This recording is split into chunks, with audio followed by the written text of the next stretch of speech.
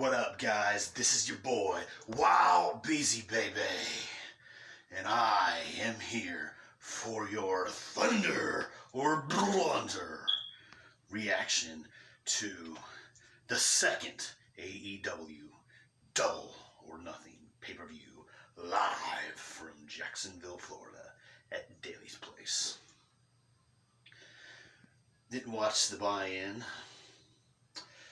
Kicked it off with the casino ladder match, and the mystery man led out to the ring by Taz, of all people, was former TNA Impact star Brian Cage.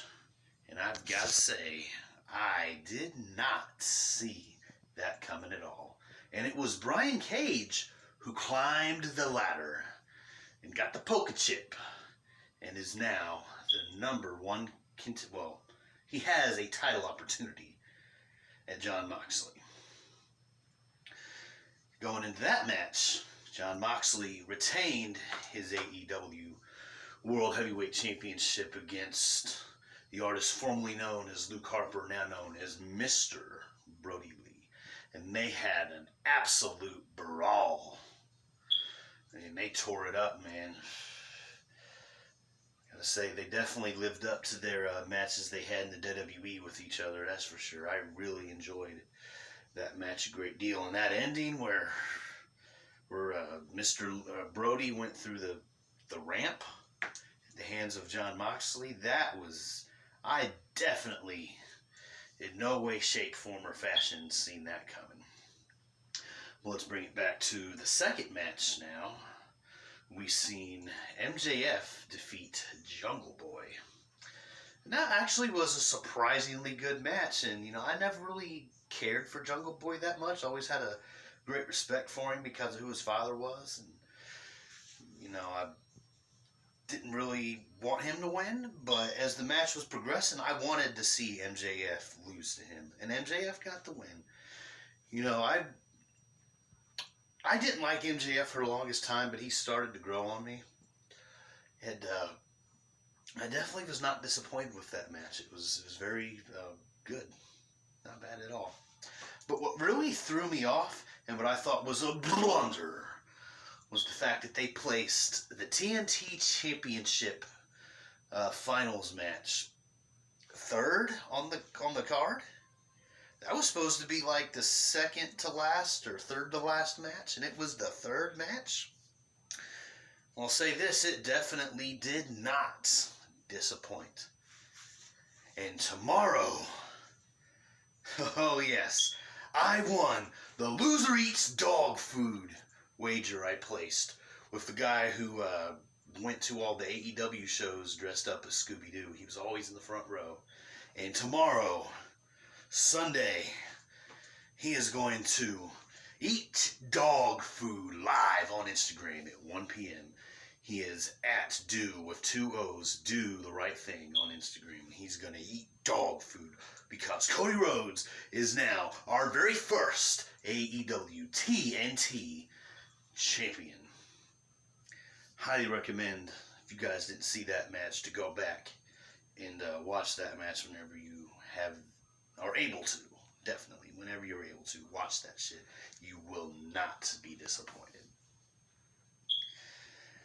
And in a match that didn't last nearly as long as I thought it would, Chris Statlander beat the shit out of Penelope Ford. She didn't stand a chance. Not a chance. Not much to say there, but that was a beating. That was a dog walking, if you will. And then we had the bathroom break of the show. Nyla Rose versus Sheeta. Not much to say there. Sheeta's the champ. Not a fan of Sheeta. She's hurt Britt Baker 3 different times. Once here in Indianapolis, a second time in Decatur, Georgia during Dynamite. And then just a few days ago on Dynamite, her and Chris Statlander slammed Nyla Rose on the Britt Baker's leg recklessly and has put her out of action for an unknown amount of time, but I feel like it's going to be a while. That looked sick. That was like Sid Vicious level sick, the way that looked. Yeah, Sheeta is your new champion. Hope all you guys are happy. I agree, it was a feel-good moment, I suppose, but I'm happy for the fans. Definitely not happy to see her win. Just being honest. I'm going to keep it 100 with that. Not even going to bullshit you guys. Won't do that to you at all. And then we had Shawn Spears versus Dustin Rhodes in a decent match, but I couldn't believe that Dustin Rhodes beat Shawn Spears. I damn near would call that an upset, but because of how legendary and great Dustin Rhodes is, I can't, but it felt like an upset. Maybe not officially you could call it an upset, but it wasn't the outcome I was expecting in the slightest at all. And then again, it's just worth mentioning, you guys got to go back and watch that Jon Moxley and Mr. Brody Lee match. That was really good. I can't put that over enough. It was absolutely thunder. Oh, yes. And then we get to the Stadium Stampede. One thing I thought was a blunder was that the Young Bucks were barely in the match. Like, hardly at all. Like, I don't even really remember anything I can recall that Nick did. Matt was in it way more than Nick was, and he wasn't even really in it much, to be honest, I didn't think. And, after all that time they've been gone, I really thought they would have been highlighted more in this contest. But I did like seeing Adam Page bring back the horse. That was cool. The cheerleaders from the Jaguars, that was a nice touch. The crowd atmosphere definitely added to it. I liked the Lake of Reincarnation done in the pool. That was pretty cool. Where the team formerly known as LAX, now known as Proud and Powerful, Santana and Ortiz, they kept putting Matt Hardy under. He was going under, trying to drown him. But he came back as Viwana.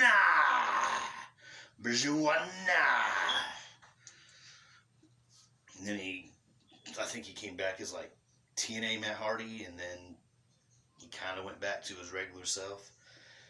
I also thought it was fun how they revisited the golf cart spot. That wasn't too bad. Except this time, Sammy was able to escape into the stands.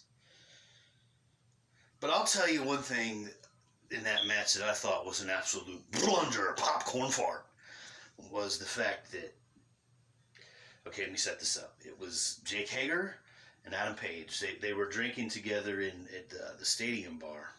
And that was a nice exchange. And then they started fighting, and then it got to a point to where Jake Hager, I believe, had 4 different bottles of liquor broke over his head, and he didn't go down. I'm a big Jake Hager, formerly known as Jack Swagger, fan. But 4 and he didn't go down. That really took me out of it. I didn't agree with that. Definitely looking forward to some of the other podcasters just absolutely ripped that to shreds. But I just thought that was stupid. It was idiotic. It shouldn't have been done. 4 to the head and you're not going to go down. You basically took a shit on that spot for an indefinite amount of time. And no one's ever going to take it seriously ever again. That was one of my favorite spots that would get broke out every so often. And they just took a piss on it.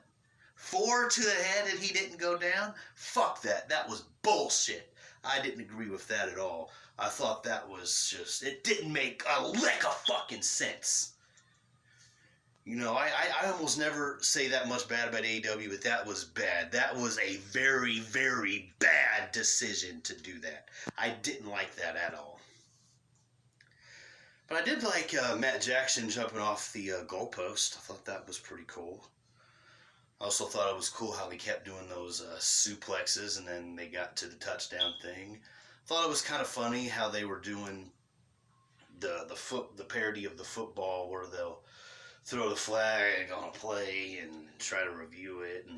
And then there was another time after Matt was doing those suplexes, the ref called a flag for excessive celebration.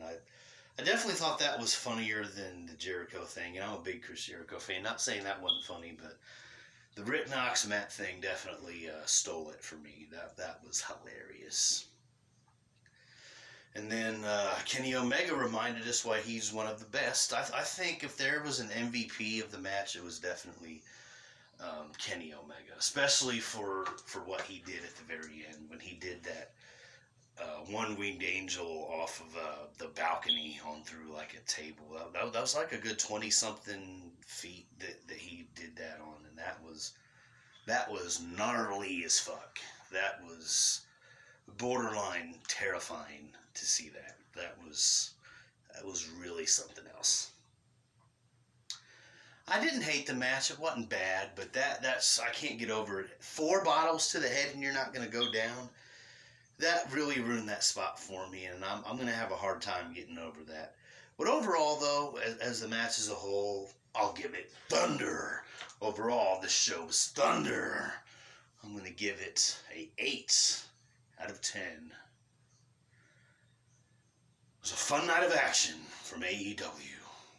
Thumbs up. Make sure you subscribe to my YouTube channel, Thunder or Blunder, and share the shit out of this and all of my content. This has been your boy, Wild Beezy Baby. Make sure you follow me on Twitter at Wildbucks. See you guys later.